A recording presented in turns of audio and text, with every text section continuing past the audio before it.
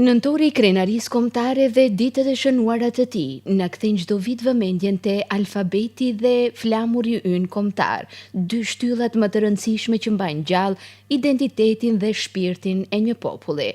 Për këtë ditë të shënuara, nxënësit e gjimnazit të Gostivarit ishin angazhuar më shumë se kur, duke krijuar në shkollë një atmosferë të jashtëzakonshme.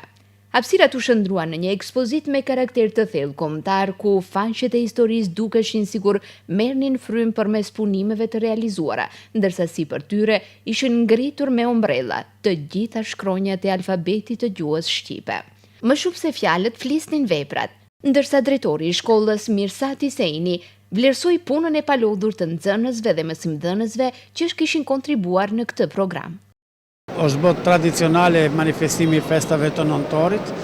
Është një numër i madh që marrin pjesë për këtë eveniment, sidomos aktivi gjuhës shqipe, profesorë të ndryshëm nga arti, muzika, nga anglishtja. Së pari kemi rregulluar korridorin me ekspozita të punimit nxënësve, me disa ombrella për çdo shkronjë nga një ombrellë kuqezi. Dhe në fund qëtash sot e kemi manifestimin kryesor me pikat artistike që realizohen nga nxënësit. Falenderoj nxënësit, falenderoj aktivin, falenderoj mësimdhënësit dhe gjithmonë festat janë të këndshme dhe ne si shkollë gjithmonë i manifestojmë në mënyrë të duhur.